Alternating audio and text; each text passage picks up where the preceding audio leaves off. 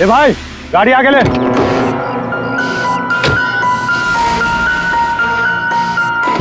बोला ना तुझसे, गाड़ी आगे ले तो आगे ले। अरे भाई कैसे आगे लूं, गाड़ी खराब हो गई है ना। प्रॉब्लम बाद में देखना, धक्के मार के आगे लो पहले।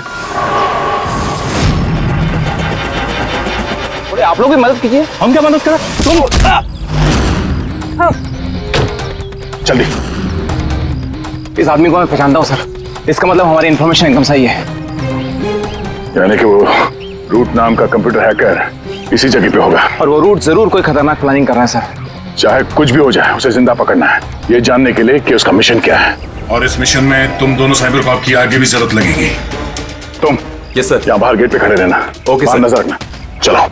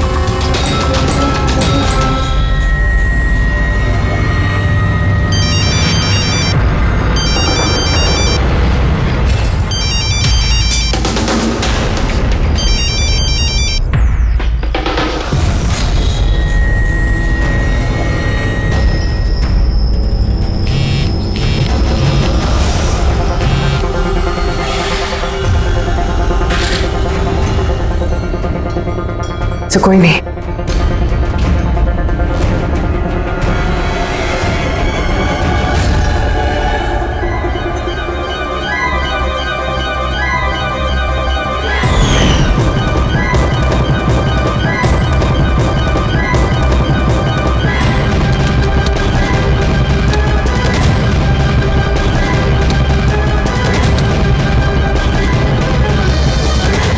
आप रेडी?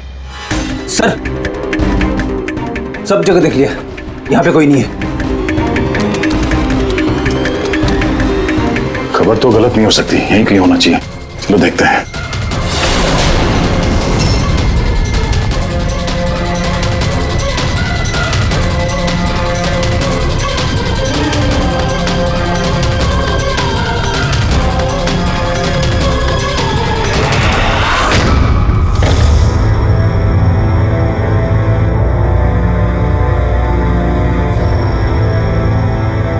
तो कोई नहीं।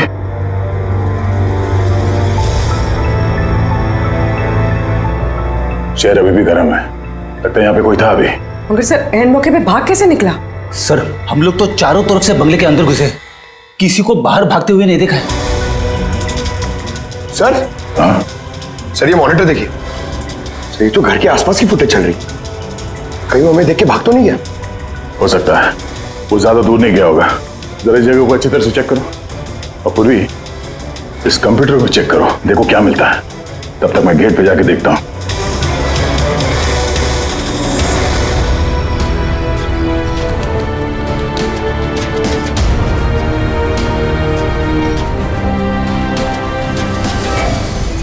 महेश, महेश। Yes sir. ये रोड अंदर नहीं है, लगता भाग गया। तुम यहीं पे खड़े थे? सर मैं यहीं पे खड़ा था, मैंने किसी को नहीं भागते हुए देखा। तो ऐसा कोई नहीं किया बाहर? नहीं सर। मेन गेट से तो कोई बाहर गया नहीं, पता नहीं ये रूट कहां से चला गया। सर बाहर पीछे की तरफ एक गेट है, शायद वहीं से भाग गया होगा। सर वो कंप्यूटर पासवर्ड प्रोटेक्टेड है, ब्यूरो ले जाना पड़ेगा। सर ये रूट जरूर अपने उसी खतरनाक मिशन को पूरा करने में लगा होगा। ये रूट को किसी भी हाल में जल्द से जल्द ढूंढना होगा। एक मिनट,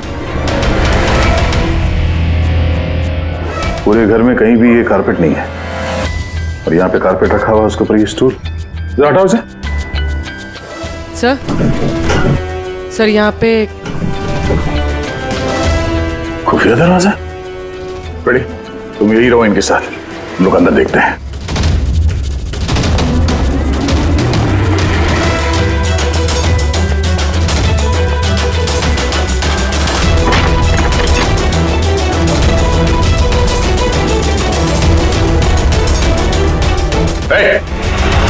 अब अगर अपने बचाव में कुछ कहना चाहती हो तो यही वक्त है। मुझे कुछ नहीं कहना, जो भी कहना मेरा वकील कहेगा। सर हमने इस रूट का कंप्यूटर सिस्टम एक्सेस कर लिया है और इंक्रिप्शन में भी सफल हो गए। कुछ पता चला? हाँ सर इसने पिछले कुछ दिनों में इंटरनेट पे भयानक वीडियोस पोस्ट किए हैं। डार्क वेब पर sir. Actually dark web internet की एक ऐसी काली जगह होती है सर, जहाँ पर हर मुजरिम अपने गैरकानूनी कामों को एक टेक्नोलॉजी की मदद से अंजाम देता है, जैसे हथियारों की तस्करी हो, किडनी की चोरी या फिर किसी को मारने की सुपारी। सर ऐसा कोई भी काम नहीं है जो इस साइट पर नहीं होता है। समझ में ये बात नहीं आती, जब सब कुछ इतने खुले में होता है, सबको पता है, तो इसे रोकने के लिए हम कुछ करते क्यों नहीं? सर ये इतना आसान नहीं है। एक्चुअली इस साइट पर जाने के लिए आपको एक कंप्यूटर सॉफ्टवेयर की जरूरत होती है, जो चुनिंदा हाई प्रोफाइल मुजरिमों के पास ही होता है। जैसे कि ये रूट। Yes sir.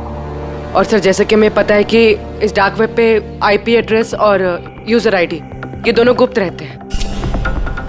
जरा दिखा कौन सा वीडियो डाले हैं इस रूट ने।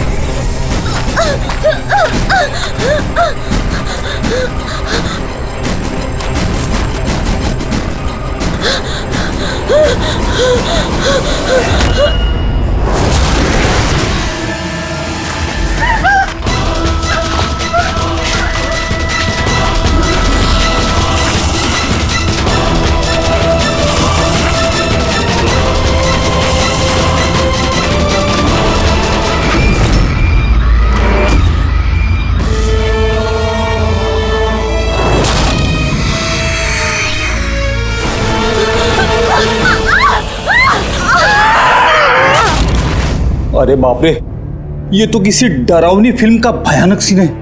ये सीन क्यों डाला डार्क वेब में? सर ये किसी फिल्म का सीन नहीं है, ये सब असली में हुआ है और किसी हीरोइन के साथ नहीं, बल्कि एक मासूम लड़की के साथ। जहां तक मुझे याद आ रहा है इसे स्नफ फिल्म कहते हैं ना?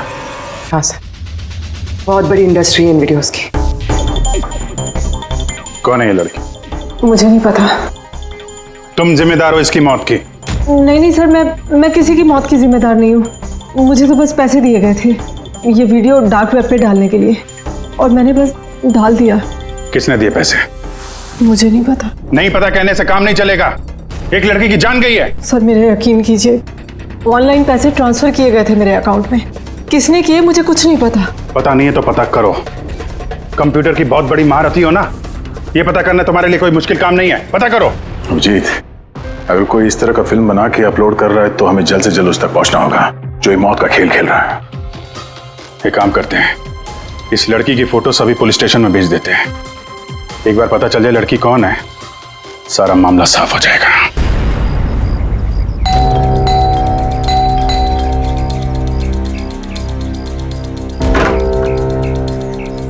जी कहिए, किससे मिलना है?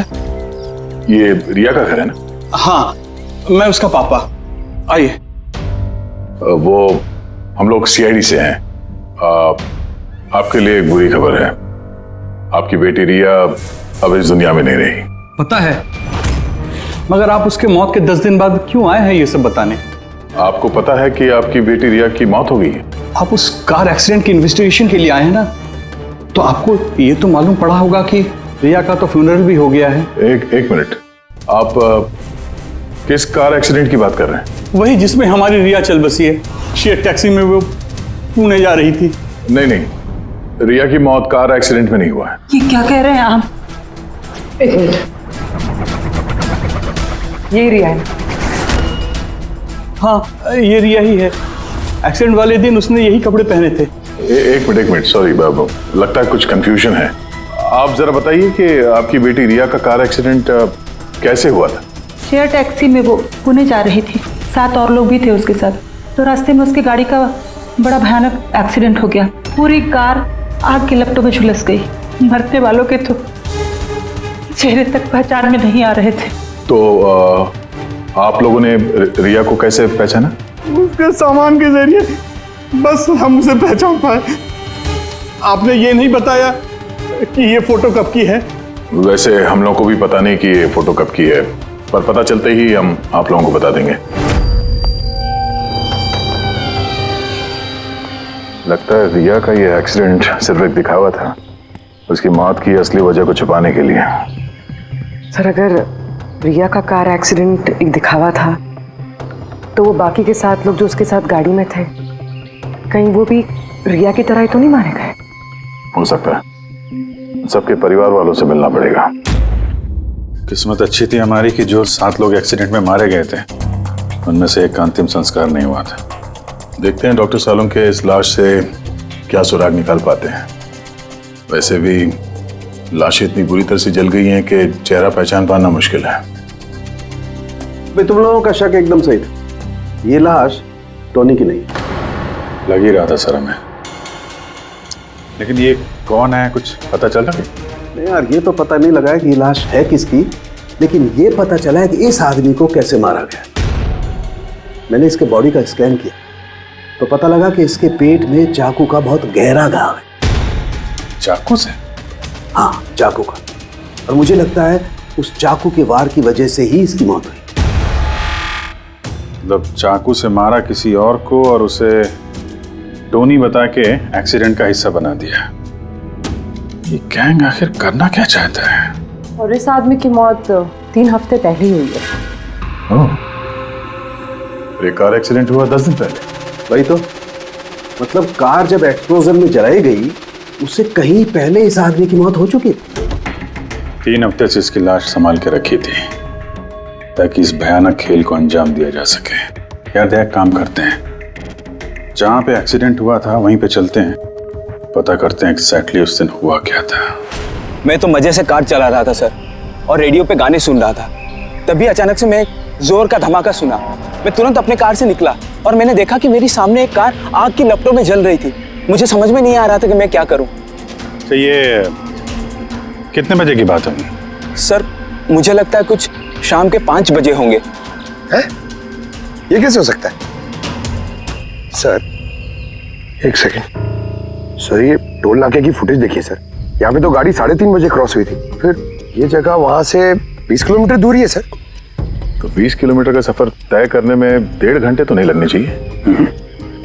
रास्ते में कोई ढाबा होटल भी नहीं है, कोई चाय वाय के लिए रुक जाए जहाँ पे। एग्जैक्टली। तो उस हिसाब से गाड़ी को यहाँ पे 4 बजे पहुंच जाना चाहिए था, मगर यहाँ पे एक्सीडेंट हुआ 5 बजे। इसका मतलब है ये जुर्म इस 1 घंटे में ही हुआ है। तो गाड़ी को उस समय कहीं ले जाया गया और उन सबको उतार के उसमें 7 लाशें रख दी गई। और उसके बाद गाड़ी को यहाँ पे लाके ब्लास्ट करवा दिया। सब प्लान था। सर, लगता है इन सब लोगों को वहीं लेके गए हैं जहां पर रिया को लेके गए थे, वो स्नफ फिल्म बनाने के लिए। जगह जल्द से जल्द ढूंढनी होगी यार। उन्होंने SMS भेजा तो किसी पेड़ की फोटो है। हाँ पूर्वी। सर ये पेड़ जिसकी फोटो भेजी है मैंने, इसे मोरिंगा ओलिफेरिया कहते हैं सर। हाँ सर ठीक ऐसा ही पेड़ रिया वाले फुटेज में भी है। ये देखिए सर, उस फुटेज का स्क्रीनशॉट भेज रही हूँ मैं। सर ये पेड़ महाराष्ट्र के 2 जंगलों में पाए जाते हैं। ये तो एग्जैक्टली वैसे ही पेड़ है, महाराष्ट्र के 2 जंगलों में। कौन कौन से जंगलों में? सर एक जंगल है जो नासिक के पास है, और दूसरा जंगल एक्सीडेंट वाली जगह से सिर्फ 1 घंटे की दूरी पे है, और इस जंगल का नाम है प्रीफिक्स फॉरेस्ट। जरूर ये मौत का खेल इस प्रीफिक्स जंगल में ही हुआ है। प्रीफिक्स फॉरेस्ट तो काफी बड़ा जंगल है यार, मीलों तक फैला हुआ है। फॉरेस्ट ऑफिसर की मदद लेनी होगी।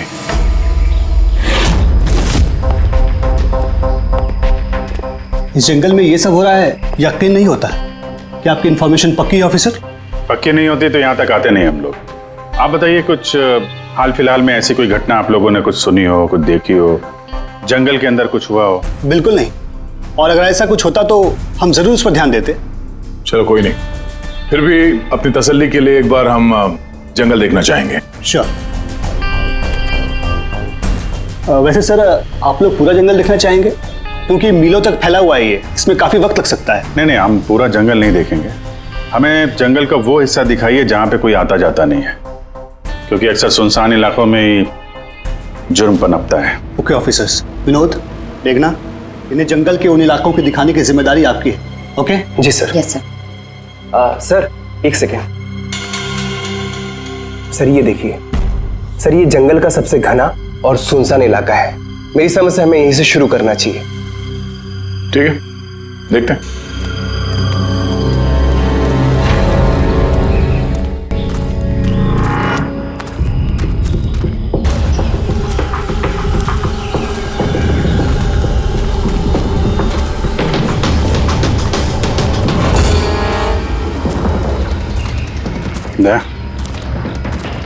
यहाँ पेड़ पे देखा?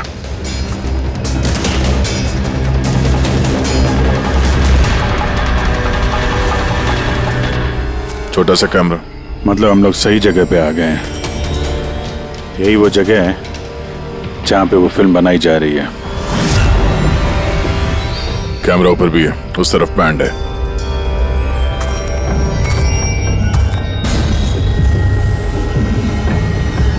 शायद इस कैमरे से कुछ पता चले उनके अड्डे के बारे में। नहीं अभिजीत, ये तो हाई एंड वायरलेस कैमरा है। इसके जरिए पता लगाना मुश्किल है कि इसमें जो स्टोर्ड फुटेज है वो कहाँ से ब्रॉडकास्ट हो रहा होगा, और इस जंगल में पता नहीं और कितने कैमरास हैं। देखते हैं, आगे शायद कोई कैमरा मिल जाए जिससे कुछ पता चले।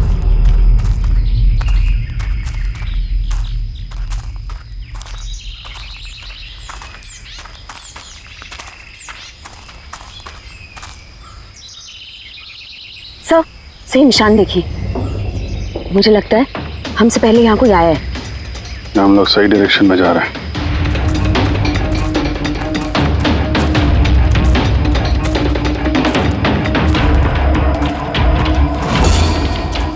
सर ये निशान यहीं तक है। सर इसका मतलब उनका अड्डा यहीं कहीं है।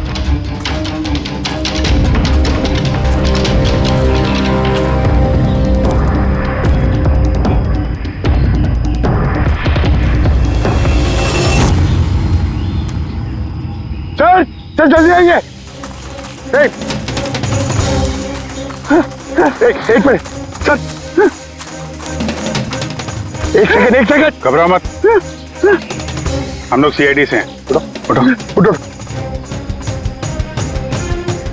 सर आप लोग सीआईडी से, मुझे बचा लीजिए सर।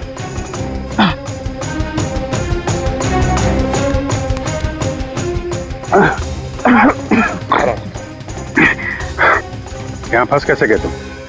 सर मुझे इस जंगल से बाहर निकलने का रास्ता नहीं मिल रहा। सर उस खूनी ने एक एक करके सबको मार दिया। तुम लोग यहाँ आए कैसे? हम शेयर टैक्सी में सवार होकर सफर कर रहे थे कि अचानक हमारी गाड़ी पंक्चर हो गई और कार रुक गई। सड़क पर पहले से किसी ने कीले और कांच के टुकड़े रखे हुए थे सर। फिर इसके बाद कुछ लोग आए जिनके चेहरे नकाब से ढके हुए थे, और जब तक हम कुछ कर पाते उन्होंने हमें बेहोशी के इंजेक्शन लगा दिए। और जब मुझे होश आया तो मैं इस घने जंगल में था सर। सर मैं ही जानता हूँ कि इस जंगल में मैं भूख प्यास से कैसे रहा हूँ।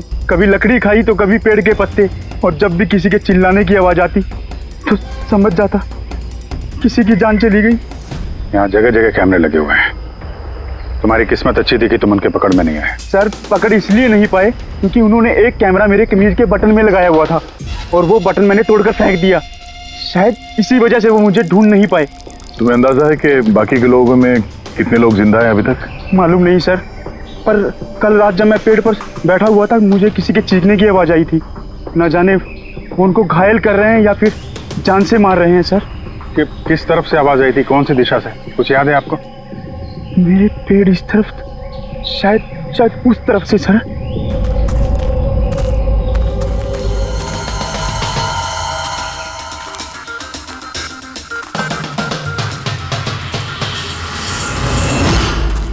सर खून।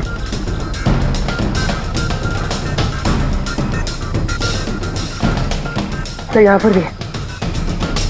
इसका मतलब उनमें से कोई घायल है। किस तरफ गया होगा? सर ये देखिए, खून के कुछ निशान इस तरफ भी जा रहे हैं।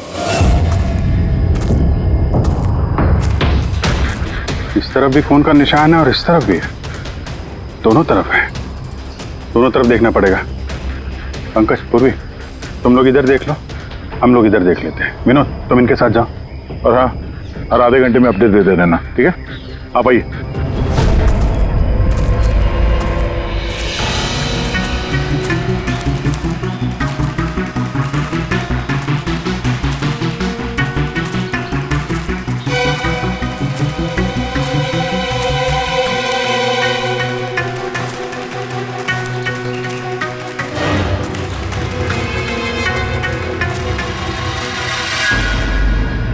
एक मिनट, वो क्या है?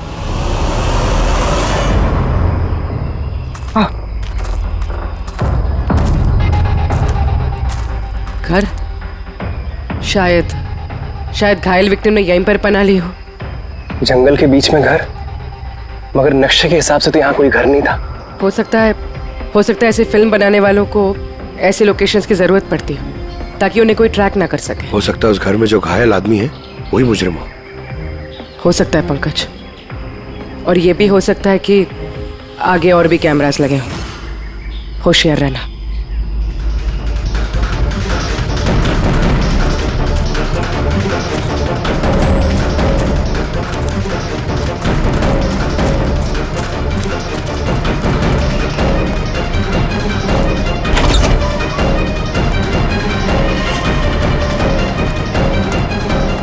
पंकज, टॉर्च।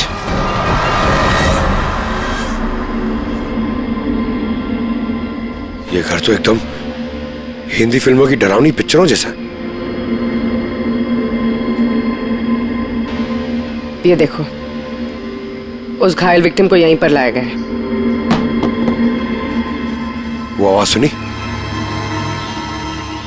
अंदर से आ रही है।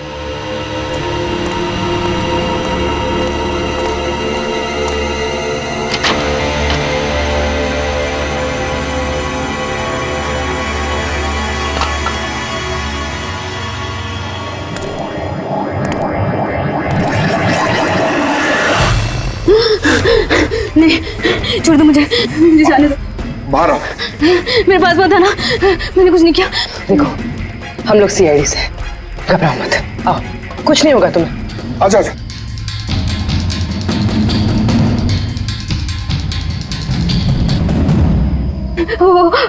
वो यहीं पे, वो यहीं पे। अरे पूर्वी, ये लाइट कहाँ से आ रही है? पंकज, मुझे कुछ दिखाई नहीं दे रहा।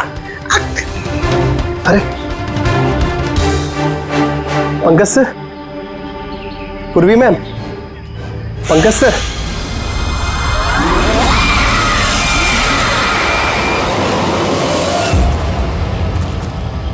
सर, खून के निशान तो यहाँ के खत्म हो गए।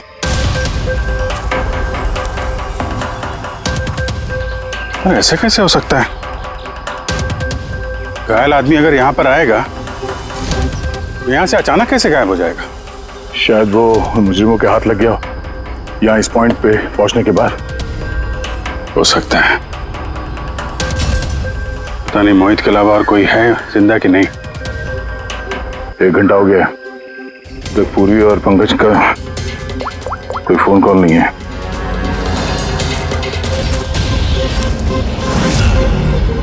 पूरी फोन उठा नहीं रही है।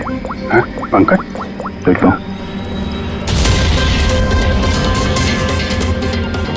पंकज भी फोन नहीं उठा रहा है। और यार किसी मुसीबत में नहीं है दोनों? चलो चल के देखते हैं। चलो। यहाँ पे खून इस तरफ गए थे।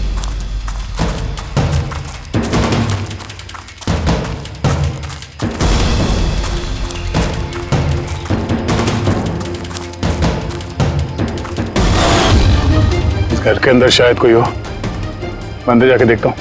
ठीक है, तब तक मैं यहाँ बाहर देखता हूँ।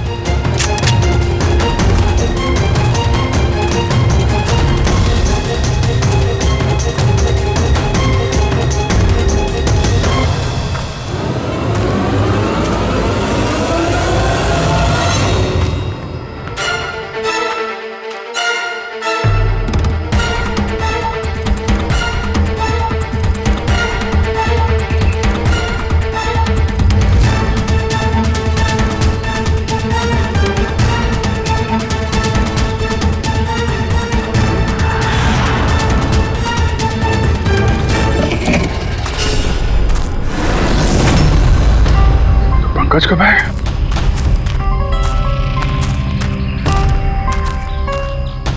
पंकज,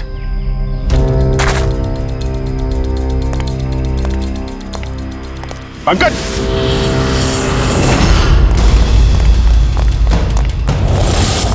पंकज, पंकज, पंकज, कैसे? उठो, उठो, सर उठो। क्या हुआ? हाँ? सर वहाँ पे वो घर में गए थे सर। वहाँ पे एक लड़की थी सर। हाँ। सर बात ही कर रहे थे सर। पता नहीं एकदम से इतनी रोशनी आई सर कि कुछ दिखने नहीं, कुछ समझ में नहीं आ रहा था। वो घर से जैसे जैसे मैं निकला बाहर, शायद यहाँ गिर गया सर। पता नहीं, कुछ समझ में नहीं आ रहा सर, एकदम चक्कर आ रहा है। और पूर्वी, विनोद, वो कहाँ है? सर वो लोग पता नहीं सर, अंदर थे, बाहर निकले पता नहीं सर। Oh no. क्या हुआ क्या तुम्हें? ये ठीक है। पूर्वी और विनोद मिले? नहीं, उस घर के अंदर तो कोई भी नहीं। ओह गॉड, उन्हें कहीं कुछ हो ना गया हो।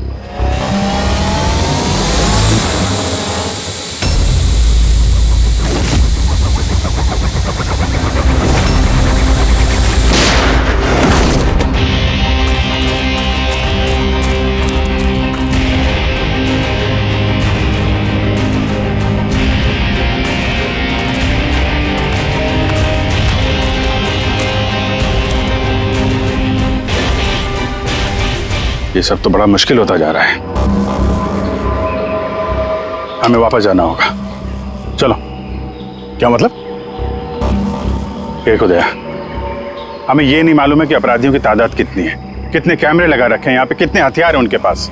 ऊपर से हम पे हर वक्त नजर रखे हुए हैं। अभी फिलहाल हम उनसे मुकाबला करने की तैयारी में नहीं है।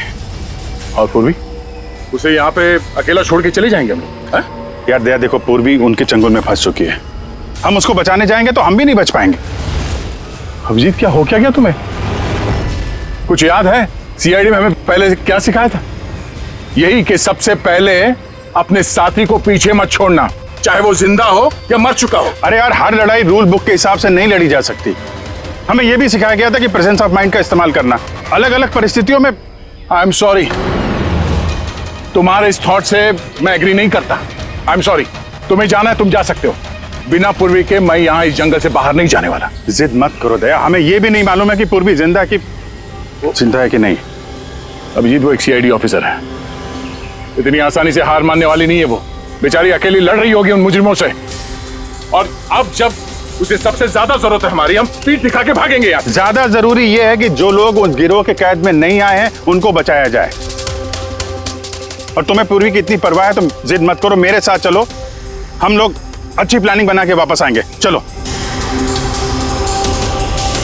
इसे हो क्या गया? सर अभी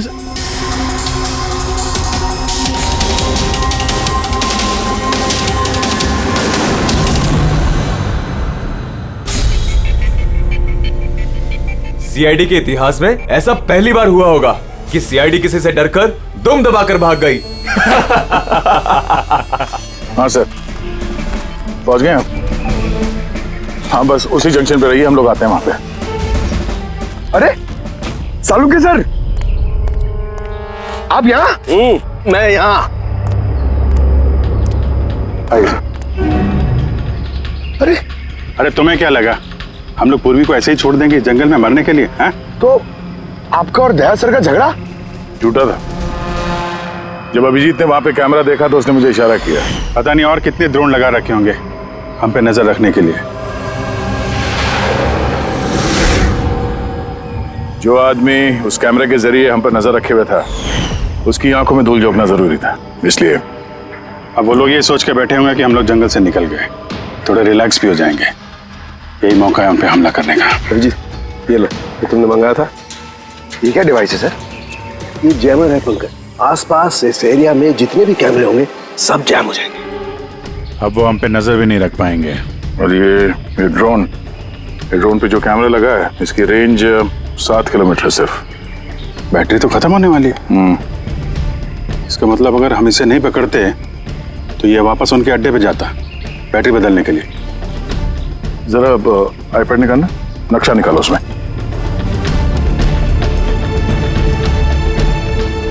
ये वो जगह है जहाँ पे हमें ये ड्रोन मिला था और इसके पास ही वो बंगलो है। लगता है यही होगा मुजरिम का ठिकाना। तो चलते हैं, चल के आजाद कराते हैं पूर्वी और बाकी जो जिंदा बचे हुए लोग हैं उनको। चलो। नहीं सर, आप मेघना और मोहित आप लोग यहीं पे रुकिए, हम लोग देखते हैं।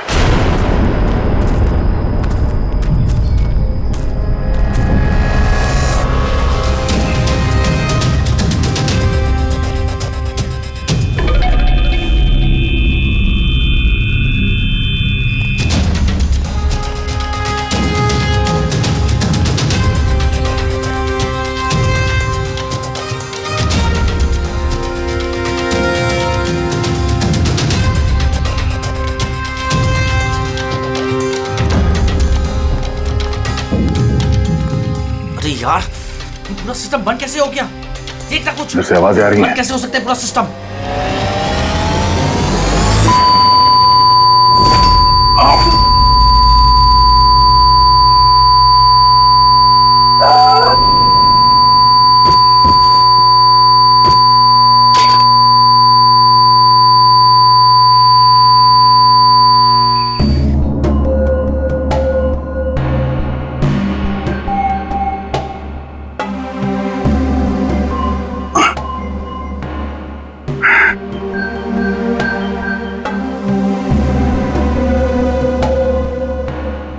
पंकज,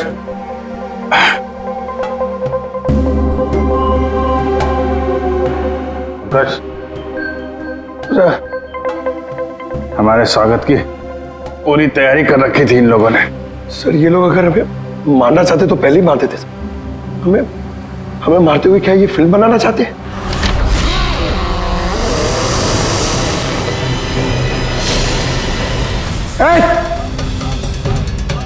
सच जाओ। सच मैं हूं पंकज। पूर्वी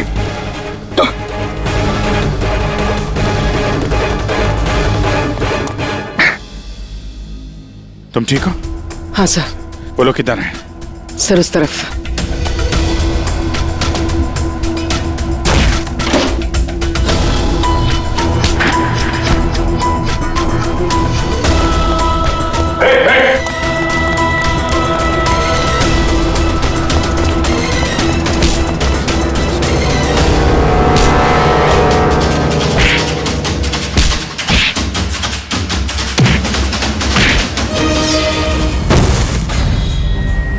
सर चल चल।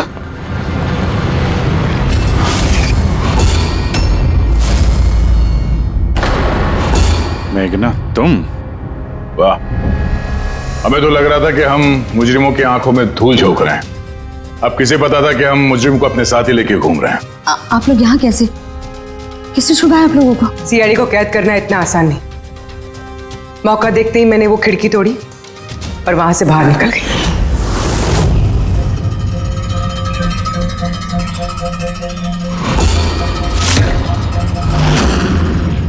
और उसके बाद मैंने उन्हीं लोगों का पीछा किया जिन लोगों को तुमने भेजा था मुझे ढूंढने के लिए। और फिर मैंने उस नकाबपोश आदमी को देखा और उसका भी पीछा किया।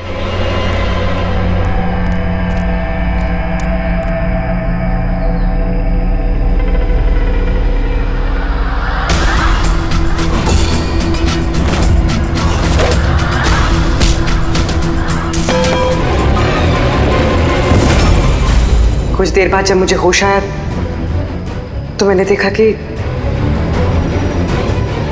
मगर इससे पहले कि मैं बाकी ऑफिसर्स तक पहुंच पाती, तुम्हारी उस सोनिक बूम वाली आवाज ने इन्हें बेहोश कर दिया था। वो तो मेरी किस्मत अच्छी थी कि मैं दूर थी और उस आवाज का मुझ पर कोई असर नहीं हुआ। और फिर मैंने सोचा कि क्यों ना उस नकाब को ही मैं अपना हथियार बना लूं। जिस बेरहमी से तुमने लोगों की जान ली है, तुम तो औरत कहलाने के लायक भी नहीं हो। अब ये बताओ, तुमने ये सब किस लिए किया? ये सब मैंने पैसों के लिए किया है सर। जितने पैसे मुझे इस काम के लिए मिल रहे थे ना, उतना तो मुझे अपनी जॉब में 5 साल में भी नहीं मिलता। और वैसे भी क्या फर्क पड़ता है, रोज इतने लोग मरते हैं, अगर 2-4 और मर गए तो क्या हुआ? तुम्हें शायद मालूम नहीं है कि तुम कितनी बीमार हो। बाकी लोग कहाँ हैं जो तुम्हारे साथ में थे? मैंने किसी को कोई नुकसान नहीं पहुंचाया सर, इतनी भी बुरी नहीं हूं मैं। और वैसे भी मैंने कोई भी खून अपने हाथों से नहीं करा है। मुझे तो एक औरत ने करोड़पति बनने का ऑफर दिया था जो मैंने एक्सेप्ट कर लिया। कौन औरत? बहुत अजीब सा नाम था उसका।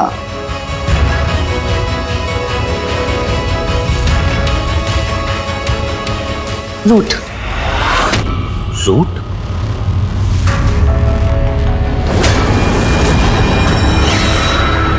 तो रूट है इस सब के पीछे मास्टरमाइंड। अब उसने ऐसा क्यों किया, उसका जवाब तो अब वही देगी।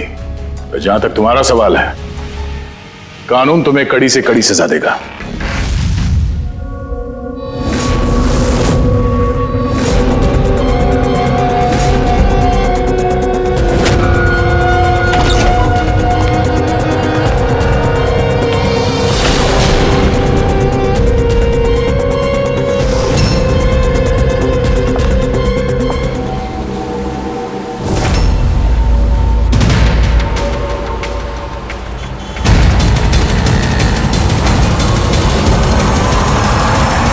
हमें अभी तक सोर्स का पता नहीं चला, लेकिन इन्फॉर्मेशन पक्की है। किसी मॉल के बाहर पार्किंग लॉट के पास एक गाड़ी खड़ी है, बम उसी में है। हमारे पहुंचने से पहले पुलिस वो जगह खाली करवा लेगी ताकि सब लोग सेफ रहे, किसी की जान को खतरा ना हो।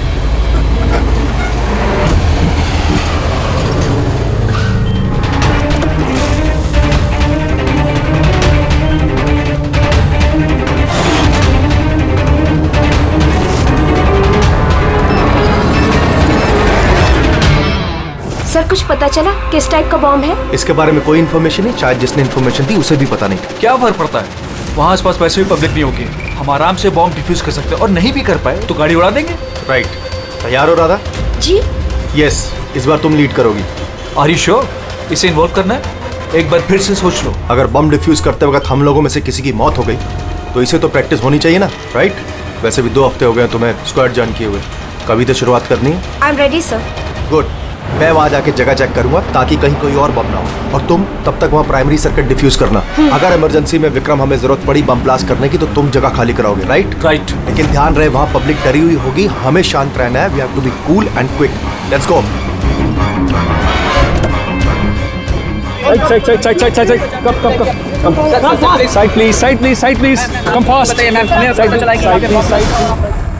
विक्रम तुम पैरामीटर चेक करो। Radha, you go on the left side पे जो कार है उन्हें चेक करो, ठीक है? Yes sir. Okay okay, all the best, calm and quick.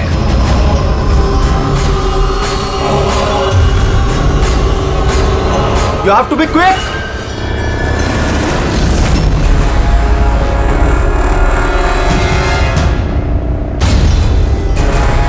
It's clear Vikram, उनको हटाओ। यस।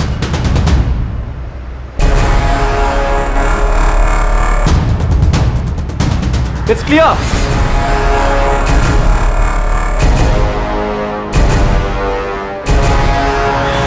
यहाँ भी ठीक है।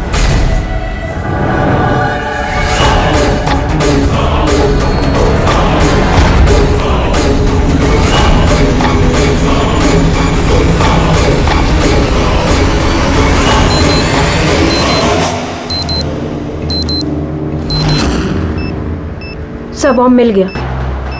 गुड। काली गाड़ी के नीचे है। तुम सर्किट डिफ्यूज करना शुरू करो, मैं यहाँ देखता हूँ कोई और बम है क्या।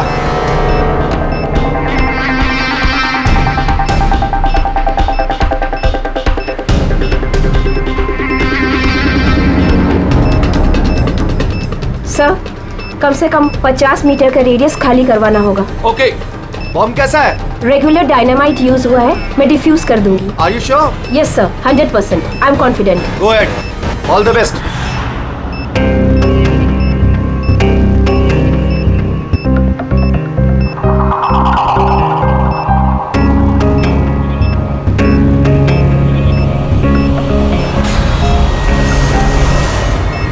मुझे कुछ दिख नहीं रहा है सर। What happened? सर मुझे कुछ दिख नहीं रहा है सर। क्या हुआ? What happened? चारों तरफ अंधेरा लग रहा है सर। ये क्या कह रही हो तुम? राधा, तुम ठीक तो हो ना? क्या हुआ? सर मेरी उंगलियां फंस गई बॉम्ब के वायर्स में। बॉम्ब कभी भी फट सकता है। Oh god. Sir help Radha me. Cool Radha cool. Sir help me. Radha तुम कुछ भी मत करना, हम लोग आ रहे हैं। कुछ नहीं दिख रहा है मुझे। राधा, हम लोग आ रहे हैं। Radha, we are coming. Sir help me. Radha, we are coming. Sir हिलना मत बिल्कुल भी। Help me.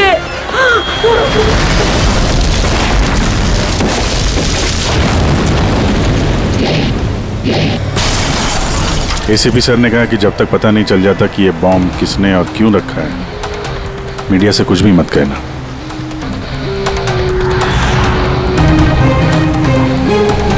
सर आगे सर आगे सर आप क्या बता सकते हैं इस बम ब्लास्ट के पीछे किसका हाथ है? सर और कहाँ बम होने की खबर है सर? प्लीज सर बताइए। प्लीज सर इस ब्लास्ट के पीछे किसी गैंगस्टर का हाथ है? सब बाद में बताएंगे। सर प्लीज बताइए हमारे दर्शकों को। एक मिनट प्लीज, हमें अपना काम करने दीजिए, हम आपको सब बताएंगे। बता दें, रिलैक्स। सर तो देखा आपने जैसे कि अभी सीआईडी वाले आए हैं और यहाँ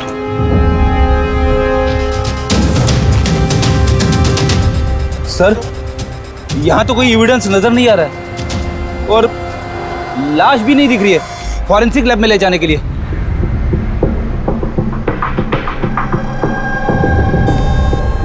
सर मैं विक्रम, मैंने ही आप लोगों को यहाँ फोन करके बुलाया। विक्रम, यहाँ पे एग्जैक्टली हुआ क्या था और जिसकी मौत हुई वो कौन थी? सर वो हमारी टीम मेंबर थी, बॉम्ब स्क्वाड की, राधा। तुम्हें किसी ने फोन करके बताया था कि यहाँ बॉम्ब है?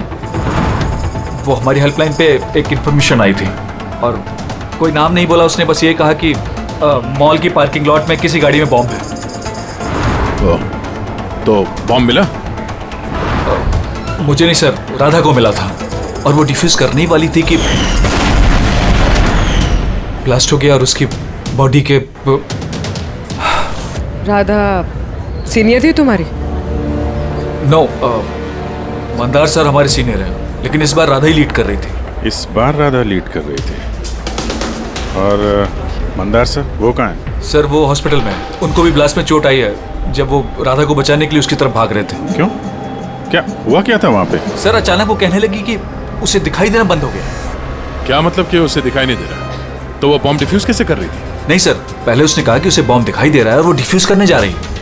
सडन पता नहीं क्या हुआ, उसने कहा कि मुझे दिखना बंद हो गया और अचानक और गलती में बॉम्ब ट्रिगर कर गया। ये अचानक दिखना कैसे बंद हो गया? सर अगर लाश यहाँ पे होती तो एटोप्सी में पता चल जाता। राधा की लेटेस्ट मेडिकल रिपोर्ट होगी आपके पास? मेडिकल वगैरह तो कराते रहते होंगे ना आप लोग? जी वो चाहिए आप। Okay sir. और तुम्हारे हेल्पलाइन पे जिस नंबर से कॉल आया था उसकी रिकॉर्डिंग तो की होगी? हाँ सर, मैंने वो मंगवा भी लिया था, मुझे पता था कि आप लोगों को इसकी जरूरत पड़ेगी। और ये सर। हेलो। हाँ हेलो। हेलो। वो मॉल के पार्किंग लॉट में गाड़ी खड़ी है, उसमें एक बॉम्ब है। आप लोग जल्दी आ जाइए। आप बोल कौन रहे हैं? बहुत लोग मारे जाएंगे, बॉम्ब को फटने से रोकना होगा। आप कौन बोल रहे हैं? प्लीज आप लोग जल्दी आ जाइए प्लीज। तो ये कॉल ट्रेस किया कहाँ से आया था? नहीं सर, कॉल तो ट्रेस नहीं कर पाए। सर यानी फोन करने वाला ये नहीं चाहता था कि किसी को उसके बारे में पता चले। और ऐसा अक्सर तभी होता है जब कोई जानबूझ के ऐसा कर रहा हो। क्या मतलब? मतलब ये फोन कॉल शायद राधा को जान से मारने की साजिश थी। अच्छा, वो बॉम्ब कैसा था, कुछ बता सकते हैं? हाँ सर, वो राधा बता रही थी कि वो एक हैंडमेड बॉम्ब है, नॉर्मल डायनामाइट, और उसने मुझसे 50 मीटर रेडियस का एरिया खाली कराने को बोला था। सर शायद उस बॉम्ब में ही ऐसा कुछ था जिसकी वजह से राधा को दिखना बंद हो गया था। एक काम करते हैं, यहाँ जो भी एविडेंस है ये सब फॉरेंसिक लैब लेके चलते हैं, देखते हैं शायद शाहरुख साहब हमारी कुछ मदद कर पाए। हाँ शाहरुख, कुछ मिला? अरे बॉस, मिलने के लिए कुछ होना चाहिए ना। ना बॉडी है ना बॉम्ब है, ये कुछ चीथड़े हैं और आप पूछ रहे हो कुछ मिला क्या? सर ये जो राधा की मेडिकल रिपोर्ट थी उससे कुछ पता चला? आंखों में कुछ प्रॉब्लम हो या कुछ और? नहीं, आंखों में कोई प्रॉब्लम नहीं है। आई साइट 20/20 है बॉस। और ये MRI स्कैन ये भी क्लियर है, बाकी के सारे टेस्ट भी क्लियर है एकदम। सर तो हो सकता है ना कि टेस्ट करवाने के बाद उसे कुछ हुआ हो। देखो, राधा ने स्क्वाड 2 हफ्ते पहले ज्वाइन किया और ये रिपोर्ट्स 2 हफ्ते पहले की। अब 2 हफ्ते में तो ऐसी कोई बड़ी बीमारी नहीं हो सकती जिससे आंखों पर इतना तगड़ा असर हो जाए। सालुंके साहब, शायद टेंशन की वजह से हुआ हो। वो बॉम्ब डिफ्यूज करने के वक्त कभी कभी आंखों के सामने डर के मारे अंधेरा छा जाता है। नहीं ब्रेडी, देखो इस स्क्वाड में ये उसका पहला एक्सपीरियंस जरूर था, लेकिन इससे पहले जिस स्क्वाड में वो थी वहां तो उसने 3-4 बॉम्ब डिफ्यूज किए ना, तो डरेगी तो नहीं ना यार वो। और सर उसका सामान चेक किया? ये भी सब क्लियर है। यार ये सब क्लियर है, कुछ भी नहीं मिला, ये कैसे हो सकता है शाहरुख? बॉम्ब को देखकर कुछ तो पता चला होगा। हाँ बॉस, इतना पता चला है कि ये बॉम्ब किस किस्म का है, डायनामाइट है। और ये भी पता चला है कि किस चीज से बनाया गया। किससे सर? साबुन से। साबुन? क्योंकि साबुन भी एक पोटेंशियल बॉम्ब होता है, उसमें वो इंग्रेडिएंट मौजूद होता है जो अगर ढंग से पूरी तरह से एक्सट्रैक्ट किया जाए तो डायनामाइट बन सकता है। मतलब शाहरुख, तेरे कहने के मुताबिक बॉम्ब बनाने वाले ने एक साबुन खरीदा और उस साबुन में से वो इंग्रेडिएंट निकाल लिया। एक नहीं बॉस, ढेर सारे साबुन। फिर कौन सा साबुन था वो? कौन सा साबुन हो सकता है? वो ऐसा साबुन होगा बॉस जिसमें रिंस लाइक की मात्रा सबसे ज्यादा होगी। अब पता लगाना पड़ेगा बाजार में ऐसा कौन सा साबुन है जिसमें ये रिंस लाइक सबसे ज्यादा मिलता है। सही कहा सर आपने। नॉर्मली हमेशा मैं ही लीड करता हूं। तो फिर राधा ने ऑपरेशन क्यों लीड किया? सर सीनियर होने के नाते मेरी भी रिस्पॉन्सिबिलिटी बनती है कि मैं अपने जूनियर्स को तैयार करूं। तो इसका मतलब है सिर्फ तुम जानते थे कि बॉम्ब डिफ्यूज करने के लिए सिर्फ राधा जा रही थी। आपका मतलब कि आप कहना क्या चाहते हैं कि मैंने राधा को? नहीं मंदार जी, ऐसी बात नहीं है, लेकिन आपको क्या लगता है किसने किया होगा? कोई ऐसा जिसे तुम्हारी टीम से कोई तकलीफ या दुश्मनी हो? सर बहुत से लोग हैं जो बम ब्लास्ट करना चाहते हैं और हम उनकी प्लानिंग फेल कर देते हैं, तो ऐसे में हमारे दुश्मन बनना बहुत आम सी बात है। किसी पे शक है तुम्हें? हाँ सर, 3 लोग हैं। कौन? सबसे पहले गिरी, राधा का ट्रेनर। सर बॉम्ब स्क्वाड में वो राधा को ट्रेन करता था। राधा की गलती की वजह से उसकी आंखें चली गई, इसके लिए वो राधा को जिम्मेदार समझता है। मैं खून करूंगा। एक आदमी जो देख नहीं सकता वो खून करेगा। तुम्हारी मेडिकल रिपोर्ट में लिखा कि तुम हल्का हल्का देख सकते हो। सिर्फ कहने के लिए। धुंधले धुंधले कलर्स के सिवा और कुछ नजर नहीं आता। जो आदमी साफ देख नहीं सकता वो बॉम्ब कैसे बना सकता है? तुम्हारी आंखों की रोशनी राधा की गलती की वजह से गई। तुम्हें राधा पर गुस्सा आया होगा और उस गुस्से में आकर तुमने राधा को मार दिया। राधा ने ग्राउंड पे एक लाइव बॉम्ब छोड़ दिया था उसे बचाने के चक्कर में मैं अपनी आंख खो बैठा। अगर मुझे इतनी ही मेरी फिक्र होती तो मैं राधा को कभी नहीं बचाता। ठीक है, अभी आप जा सकते हैं। जरूरत पड़ी तो हम आपको दोबारा बुला लेंगे। और दूसरा राकेश सर, बहुत साल पहले कंट्रोल ब्लास्ट करते वक्त उसे चोट लग गई थी और उसके लिए वो मुझे जिम्मेदार समझता है। उसने स्क्वाड पर तो केस भी कर दिया था। राकेश, उस दिन एग्जैक्टली हुआ क्या था? सर 3 साल पहले की बात है। हमें किसी ने फोन करके खबर दी थी कि बिल्डिंग में बॉम्ब है। मैं तो बिल्डिंग में ही फंसा था। स्टोर रूम में लगातार 36 घंटों से काम कर रहा था। सर मैं इतना थका था कि स्टोर रूम में ही नींद आके मैं वहीं सो गया था। हम बम डिफ्यूज करने की कोशिश कर रहे थे लेकिन हो नहीं पा रहा था। मजबूरन हमें बिल्डिंग खाली करवानी पड़ी और मैं उस वक्त नया था और जल्दबाजी और जोश में ब्लास्ट करवा दिया। पूरी तरह से बिल्डिंग को चेक नहीं किया। नीचे स्टोर रूम में जहां राकेश था हम देख नहीं पाए। और उस ब्लास्ट में तुम्हें चोट लगी थी, राइट? नहीं तो ज्यादा चोट नहीं लगी थी। अच्छा, अगर तुम्हें कोई नुकसान नहीं हुआ था तो फिर तुमने बॉम्ब स्क्वाड के ऊपर केस क्यों किया? सर मैं छोटी मोटी नौकरी करता हूँ सर। मैंने सोचा अगर केस कर डालूं तो बैठे बिठाए थोड़े पैसे बना लूंगा। मतलब तुम्हें अभी कोई शिकायत नहीं हमसे? नहीं, बिल्कुल नहीं। उल्टा उन्होंने मुझे 3 दिन छुट्टी तक दी थी। और तीसरा किशोर सर, वो हमारी टीम में था। पिछले महीने ही मैंने उसे स्क्वाड से निकाला और उसकी जगह राधा को रखा था। तो मुझे लगता है कि राधा से और मुझसे सबसे ज्यादा नफरत वही करता है। 2 घंटे में चाहिए मुझे। जाओ। मंदर, 1 मिनट, ये देखो, बहुत जरूरी है। क्या हुआ? क्या ये? किशोर की मेडिकल रिपोर्ट्स।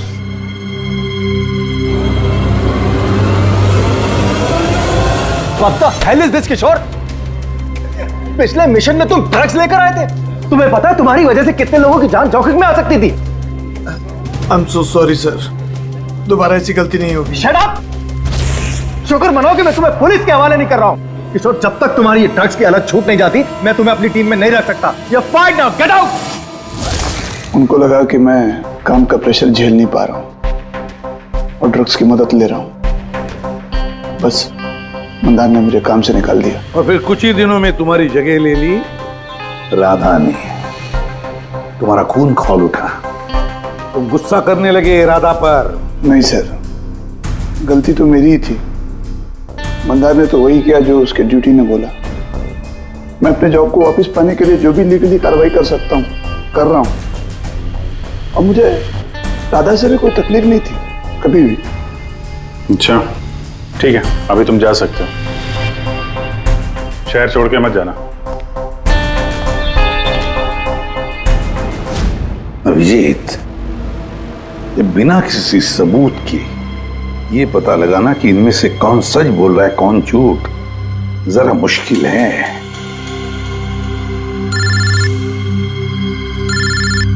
साळुंखे। हाँ बोल साळुंखे। बस पता चल गया कि वो बॉम्ब कौन से साबुन से बना था। नाम बता जल्दी।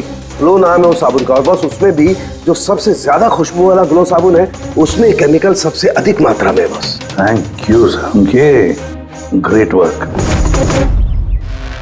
एक बॉम्ब ब्लास्ट में हुई मौत के बारे में कुछ पूछने आए हैं हम आपसे। बॉम्ब? सर बॉम्ब से मेरा क्या लेना देना? हमेशा क्या कि वो बॉम्ब आपके ब्रांड के साबुन से बनाया गया है। ये आप कैसी बातें कर रहे हैं सर? सर मैं एक सीधा साधा ईमानदार बिजनेसमैन हूँ, और अगर ये बात मार्केट में फैल गई मेरा तो बिजनेस। देखिए आप घबराइए मत, ऐसा कुछ नहीं होगा। हम जानते हैं कि इसमें आपकी कोई गलती नहीं है, बस हमें थोड़ी सी डेटा और इन्फॉर्मेशन चाहिए। कैसी इन्फॉर्मेशन? यही आपके जो लोकल रिटेलर्स हैं उनमें से किसी ने अचानक बहुत सारा स्टॉक मंगा लिया हो।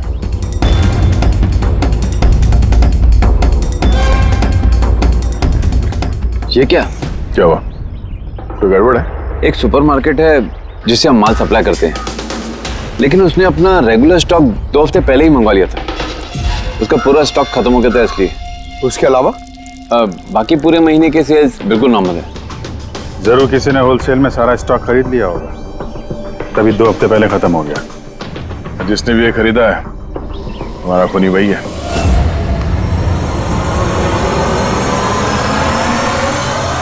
हो सकता है सर, अक्सर लोग यहाँ बल्क में माल खरीदते हैं। ग्लो सोप का भी बल्क सेल जरूर हुआ होगा।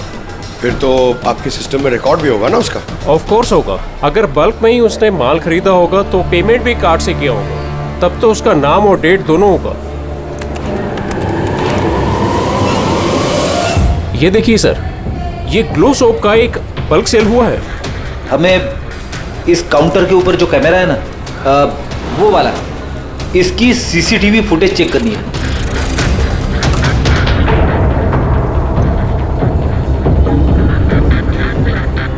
सर, चेहरा छुपाने की कोशिश कर रहा है।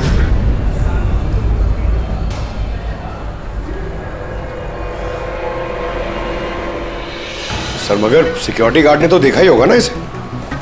चलो इसी से चल के पूछते हैं। नहीं सर, कुछ याद नहीं सर।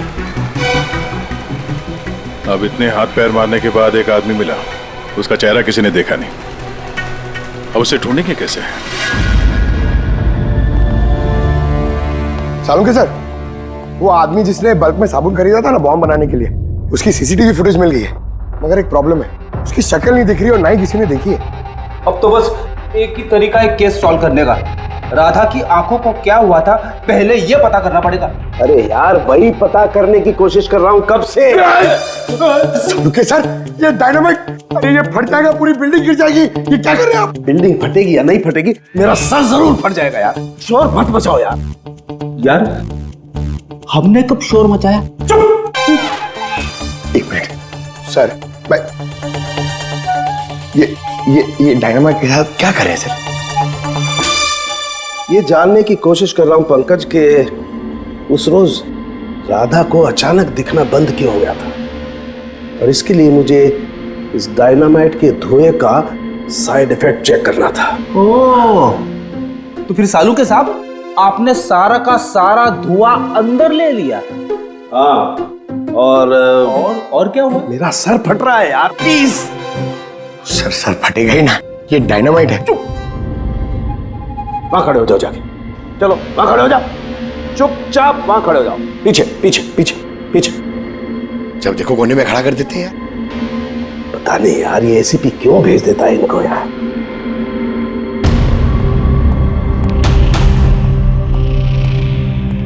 रख दो।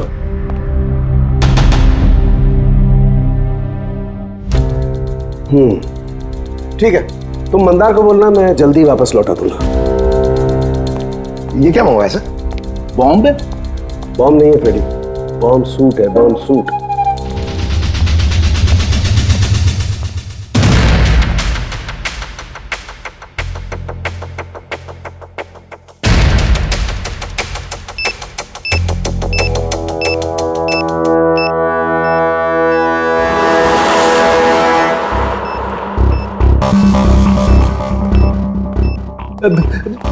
ये सब क्या है? देखिए सालुंके साहब, आप बहुत बड़ी रिस्क ले रहे हैं। सर, हमें लग रहा है कि हम लोग आपको डिस्टर्ब कर रहे हैं। ये बॉम्ब डिफ्यूज कर लो आप, उसके बाद हमें बुला लेना। चलो चलो। रुको, कुछ नहीं होगा। ये बॉम्ब असली है, लेकिन इसका ट्रिगर असली नहीं है। मैं सिर्फ ये जानने की कोशिश कर रहा हूं कि राधा जब इस बॉम्ब को डिफ्यूज कर रही थी तो ऐसा क्या हुआ कि उसकी आंखों के आगे अंधेरा छा गया। समझे? कुछ नहीं होगा, खड़े रहो चुपचाप।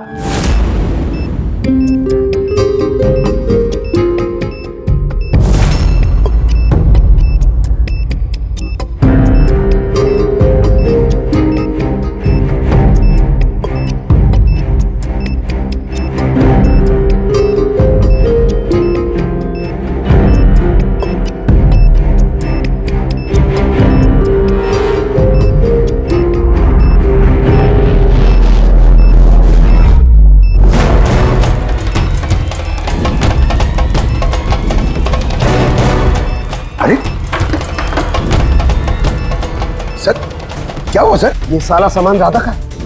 हाँ सर। आंखें आंखें, आंखों में कुछ गड़बड़ है। बॉम्ब स्क्वाड का लीडर मंदार है। हाँ, सारे ऑपरेशंस वही लीड करता है। हाँ सर, मगर इस बार राधा लीड करी थी। ये बम राधा के लिए नहीं है सर। उनके साथ फिर किसके लिए? मंदार, उसका असली टारगेट मंदार है। जैसा कि हमेशा होता है, एक आदमी पैसेंजर के जैसे बस में चढ़ता है, बैग रखता है और चला जाता है। दूसरे पैसेंजर को शक हो गया था और पीछे से आवाज देने पर भी नहीं रुका था वो। इस बार मैं लीड करूंगा। सब लोग अपना अपना मोबाइल निकाल लो, switch off the mobile.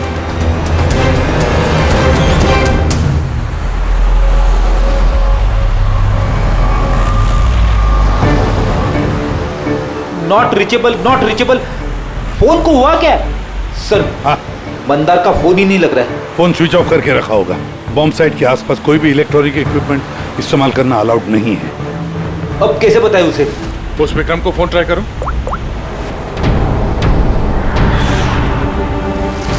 Sir उसका भी फोन नॉट रीचेबल आ रहा है। बॉस, हमें हर हाल में मंदार को वॉर्न करना पड़ेगा। यार लेकिन साउंड के तुझे लैब में क्या मिला ये पहले बता। उस रोज राधा को क्या हुआ था ये जानने के लिए मैंने बॉम्ब स्क्वाड का सूट खुद पहना, तो थोड़ी देर बाद मुझे पसीना आने लगा और देखने में परेशानी होने लगी। बॉस, राधा के साथ भी कुछ ऐसा ही हुआ होगा। इस परेशानी से बचने के लिए जरूर उस रोज राधा ने भी कोई न कोई आई ड्रॉप जरूर डाला होगा ताकि उसे दिखाई दे सके। ओह, लेकिन सर राधा के सामान में हमें वो आई ड्रॉप तो नहीं मिला। हाँ, नहीं मिलेगा दया, क्योंकि उस रोज राधा लीड करने वाली नहीं थी, मंदार लीड करने वाला था। फिर मुझे लगता है इसीलिए राधा ने अपना आई ड्रॉप नहीं लिया और उसने मंदार का आई ड्रॉप यूज किया बिना मंदार को बताए हुए। सलाइन आई ड्रॉप तो नॉर्मल है, उसे लाखों लोग इस्तेमाल करते हैं। हाँ फ्रेडी, लेकिन शायद ये आई ड्रॉप बॉस नॉर्मल नहीं था। यार लेकिन साउंड के ये आई ड्रॉप्स कौन से थे ये तो बता। बॉस, चश्मे का नंबर पता करने के लिए जो डॉक्टर लोग डालते हैं डायलेशन आई ड्रॉप, मुझे लगता है ये वही डायलेशन आई ड्रॉप था जिससे सब कुछ धुंधला धुंधला दिखाई देने लगता है। माय गॉड, तो फिर दया किसी ने मंदार के सलाइन आई ड्रॉप्स की जगह पर डायलेशन आई ड्रॉप्स की बोतल रख दी। बिल्कुल, और मंदार को पता ही नहीं चला क्योंकि उस दिन मंदार लीड करने वाला ही नहीं था, राधा लीड करने वाली थी। हम समझ रहे थे कि ये राधा को मारने की साजिश थी, पर उसका असली टारगेट तो ये मंदार ही था। था नहीं दया, था नहीं, है। मंदार अभी भी टारगेट है क्योंकि वो डायलेशन आई ड्रॉप लेकर के घूम रहा है।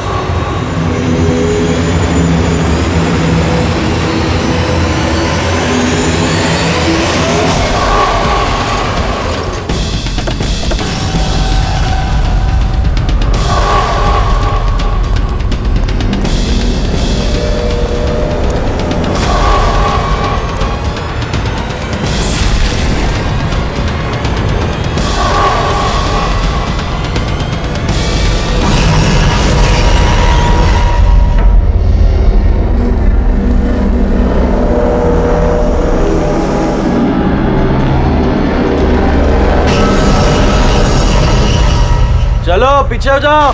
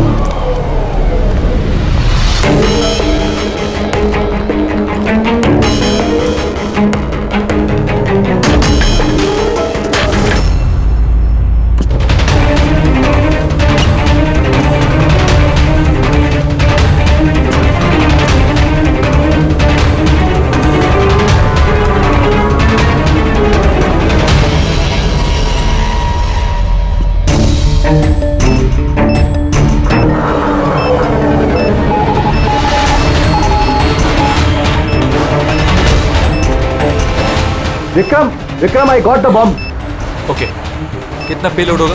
15 metre distance. Copy. Back back back back back back back.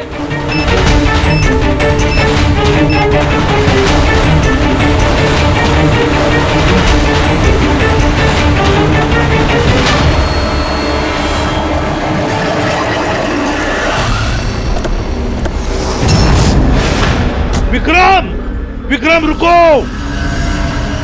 Mandar की जान को खतरा है। What? रोको उसे। मंदार है कहाँ? Inside the bus. उसने वो आई ड्रॉप यूज किया? हाँ, वो जब भी टीम लीड करता है आई ड्रॉप्स यूज करता है, पर बात क्या है? Mandar, can you hear me? Mandar, Mandar, Mandar, मैं एसीपी प्रद्युमन बोल रहा हूँ। मंदार, अभी क्या अभी बाहर निकलो, अभी इसी वक्त। मंदार, विक्रम, मुझे कुछ दिखाई नहीं दे रहा है। व्हाट? ये एंटी डायलेशन ड्रॉप्स है बॉस, इससे मंदार को दिखाई देने लगेगा, लेकिन जल्दी करनी पड़ेगी। मंदार, कैन यू हियर अस? मंदार, एक मिनट सर, मैं देखता हूँ। नहीं,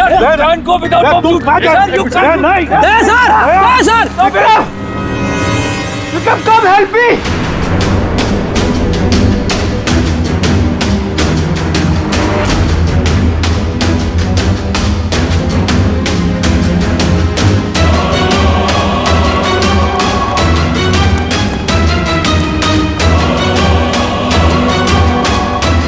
विक्रम, मेरी आंखें जल रही है। मंदार, मंदार, कौन है? मैं इंस्पेक्टर दया। दया, तुम यहाँ क्यों आए हो? तुम जाओ यहाँ से, यहाँ खतरा है। अरे मंदार, तुमने आंखों में गलत आई ड्रॉप डाला है, इसलिए तुम्हें दिखाई नहीं दे रहा। अरे दया, तुम जाओ यहाँ से। मैं ये आई ड्रॉप लेके आया हूँ, इसे डालो, साफ दिखाई देगा। सर ऊपर करो।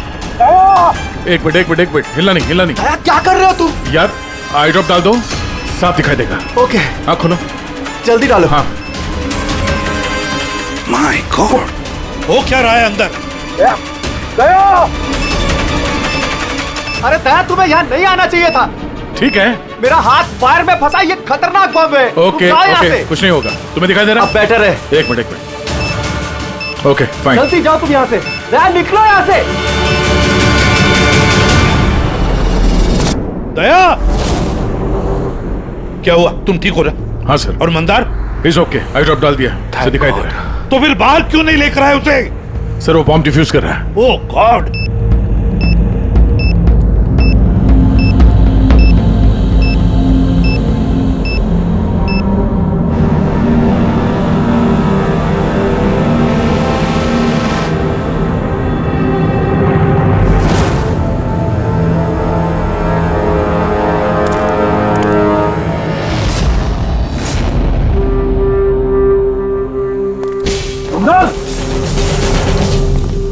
क्या मंदार, तुम ठीक हो मंदार?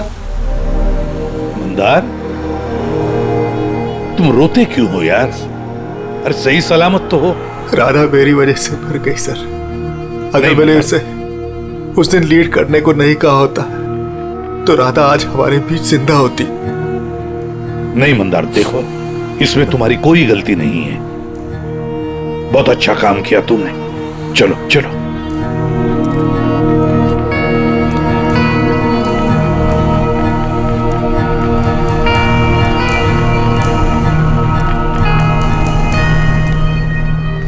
एक बात तो साफ है सर, इन तीनों में से जिसने भी वो बॉम्ब लगाया वो राधा के लिए तो नहीं था, मंदार के लिए बॉम्ब लगाया था। सर, यानी ये गिरी तो नहीं हो सकता, क्योंकि इसे मंदार से कोई प्रॉब्लम नहीं थी। तो बचे ये दोनों, किशोर और राकेश। सर, ये राकेश ही होगा सर। ये हमें दिखा रहा था कि इसे गुस्सा नहीं आता है, मगर अंदर से ये भरा पड़ा था गुस्से से। इसी ने किया होगा। नहीं नहीं नहीं, ये नहीं हो सकता। ये तो एक नंबर का डरपोक इंसान है। सर, ये किशोर होगा। टीम से निकाला गया, बेइज्जती बर्दाश्त नहीं कर सका, ले लिया बदला। किशोर और राकेश, इन दोनों में से खूनी वही है जिसने मंदार के आई ड्रॉप्स बदल दी। अब सोचना ये है कि इन दोनों में से वो कौन है जो बड़ी आसानी से बॉम्ब स्क्वाड के ऑफिस में आ जा सकता है, राकेश या किशोर? मंदार जी, आपने अपना आई ड्रॉप आखिरी बार कब यूज किया था? 2 हफ्ते पहले। उसी दिन राधा ने हमें ज्वाइन किया था और एक मॉल से बम का अलर्ट आया था जो कि फॉल्स निकला। तो उसी आई ड्रॉप डालने के बाद आपको देखने में कोई तकलीफ हुई थी? जी, उस दिन मैंने आई ड्रॉप यूज किए थे, लेकिन तकलीफ कुछ नहीं हुई। मतलब उस दिन और राधा की मौत वाले दिन के बीच में किसी ने आपका आई ड्रॉप बदल दिया है। कौन कर सकता है ऐसा? हमें किशोर पे शक है। किशोर पे? जी हाँ, क्योंकि वही एक ऐसा आदमी है जो आसानी से बॉम्ब स्क्वाड के ऑफिस में आ जा सकता है। बाय द वे, आप अपना आई ड्रॉप रखते कहाँ पे हैं? जी, लॉकर रूम में।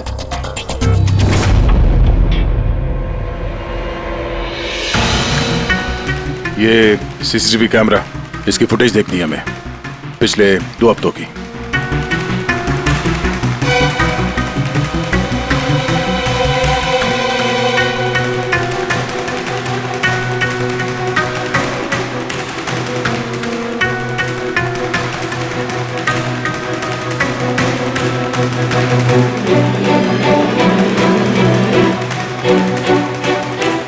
एक मिनट, रिमाइंड करो उसको। क्या हुआ सर? ये आदमी क्लीनिंग वाला ट्यूसडे को दूसरी बार भी आया, 2 बार। देखो। हाँ सर, 3 घंटे में तो 2 बार आ चुका है। वैसे तो वो सिर्फ एक ही बार आता था। ये दूसरा क्लीनर ऐसा लग रहा है कि जानबूझ के अपना चेहरा कैमरा से छुपा रहा है, और इसकी हाइट बॉडी भी पहले वाले से मैच नहीं होती। एक बार भी इसने अपना मुंह कैमरे की तरफ नहीं किया। राधा ने किशोर को पहचाना क्यों नहीं? क्योंकि राधा के स्क्वाड ज्वाइन करने से पहले मैं किशोर को और निकाल चुका था।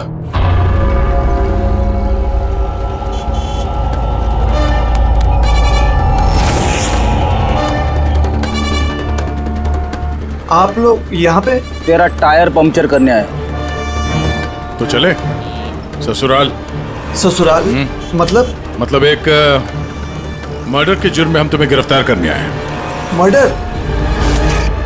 मैंने किसी का मर्डर नहीं किया। मैं तो यहाँ पे। अच्छा, तो फिर वो कौन था जो बॉम्ब स्क्वाड के हेडक्वार्टर्स में घुसा था, जिसने मंदार के आई ड्रॉप्स बदले थे, जिसका चेहरा हमने सीसीटीवी फुटेज में देखा था? तुमने फिल्मी हीरो की तरह बड़ी होशियारी से कैमरे से अपना मुंह तो छुपा लिया, लेकिन हाय रे किस्मत, तुम्हें पता ही नहीं था कि वहाँ पे एक और भी कैमरा है। अरे हाँ, इसे कैसे पता होगा? इसे तो टीम से निकाल देने के बाद वहां पे कैमरा लगाया गया था।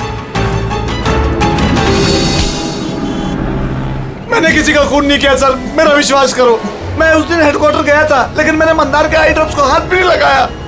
तो फिर वहां पे क्या करने गए थे तुम?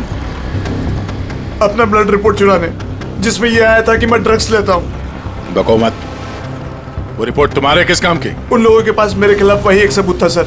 मुझे लगा कि अगर वो मेरे हाथ लग गया तो मैं उनके ऊपर केस करके अपना जॉब आसानी से हासिल कर सकता हूँ। मैंने किसी का खून नहीं किया, मैं सिर्फ वो ब्लड रिपोर्ट ही चुराने गया था सर। वो रिपोर्ट कहाँ है अभी? मेरे पास में, मेरे घर पर। सर, अब तो हमारे पास सबूत भी है कि किशोर इल्लीगली हेडक्वार्टर में घुसा था। बड़ा ही चालाक है किशोर, हमें बेवकूफ बनाने की कोशिश कर रहा है वो। सर पता नहीं, मुझे नहीं लगता कि वो हमें डबल क्रॉस कर रहा है, और करके फायदा भी क्या होगा? अभी झूठ बोलेगा, वापस कोर्ट में फंस जाएगा। सर वो तो ये भी कह रहा था कि वो क्लीनिंग स्टाफ वाला बन के वहां आया ही नहीं था, बल्कि खिड़की कूद के वहां घुसा था। खिड़की से अंदर घुसा क्योंकि उसे पता था कि वो खिड़की ठीक से लॉक नहीं होती है। और सर मंदार और विक्रम के हिसाब से वो रिपोर्ट हेडक्वार्टर से चोरी तो हुई है। झूठ बोल के कंफ्यूज कर रहा है वो हमें, ताकि पकड़ा जाए तो बोल दे कि रिपोर्ट चोरी करने गया था। फ्रेडी, अगर उसे मंदार को मारना ही था तो वो अपनी रिपोर्ट क्यों चुराएगा? उसे पक्का मालूम है कि रिपोर्ट चोरी हो गई तो शक उसी पे जाएगा। तो कहीं ऐसा तो नहीं कि उस दिन हेडक्वार्टर्स में एक नहीं 2 लोग उसे?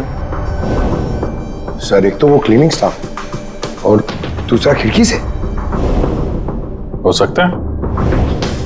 अगर किशोर खिड़की में से घुसा था तो फिर दूसरा कौन था? तो फिर तो एक ही आदमी बचता है, राकेश। लेकिन राकेश के पास तो ऐसी कोई खास वजह थी नहीं सर, उसने तो सिर्फ कुछ पैसों के लिए सब किया था। वैसे राकेश का कुछ खास नुकसान भी तो नहीं हुआ, छोटी मोटी चोटें आई, और फिर ऐसा था ही नहीं कि उस ब्लास्ट में उसने अपनी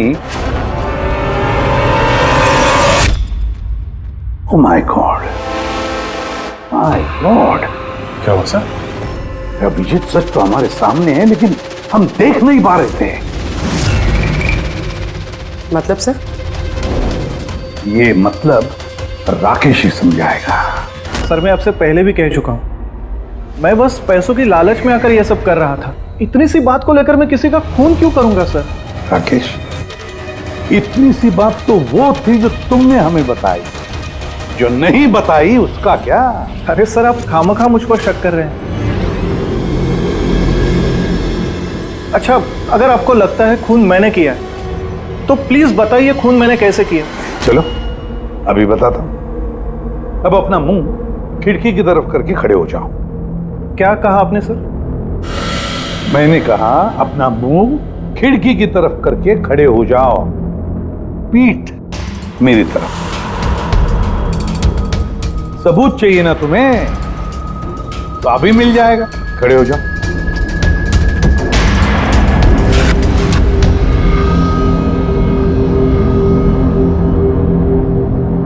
राकेश, ये खून तुमने किया है। राकेश, ये खून तुमने किया है।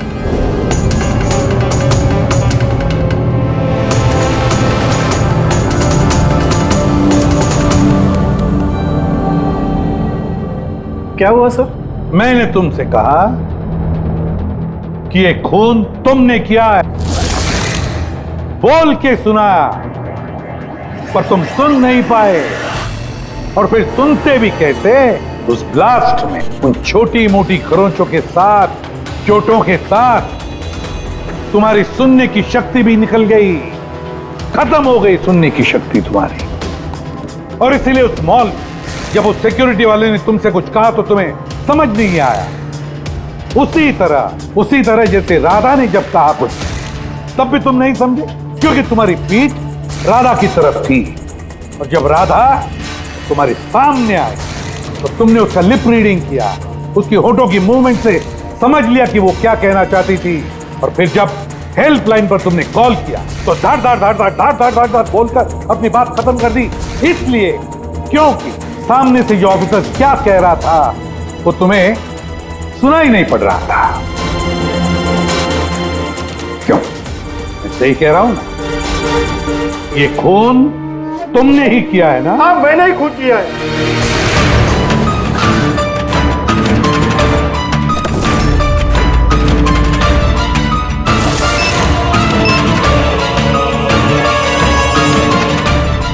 अब मैंने ही लगाया था बॉम्ब उधर। बदला लेना था मुझे मंदार से।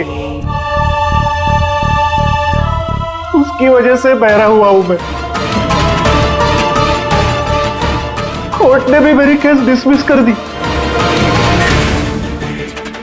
कोई मेरी बात सुनने को तैयार नहीं था। तभी मैंने डिसाइड किया, मैंने कसम खाई कि मेरे साथ जो अन्याय हुआ है उसका बदला मैं खुद लूंगा। लेकिन तुम्हें कैसे पता चला कि मंदार वो आई ड्रॉप यूज कर रहा था? कुछ हफ्तों पहले मैंने उनकी हेल्पलाइन पे कॉल करके बॉम्ब के बारे में झूठी खबर दे दी। मंदार भी आ गया अपनी टीम को लेकर वहां पे। मैं उनका काम गौर से देख रहा था। तभी मैंने देखा मंदार अपनी आंखों में वो आई ड्रॉप्स डाल रहा है और मैं समझ गया मुझे क्या करना चाहिए। मेरे बदले को अंजाम देने का रास्ता मुझे मिल गया था। तुम्हारी बदले की जिद ने एक मासूम लड़की की जिंदगी छीन ली, जो अपनी जान खतरे में डाल के लोगों की जान बचाया करती थी। उसको मार दिया तुमने। बहुत गलत किया तुमने राकेश। कानून तुम्हें कड़ी से कड़ी सजा देगा, शायद फांसी।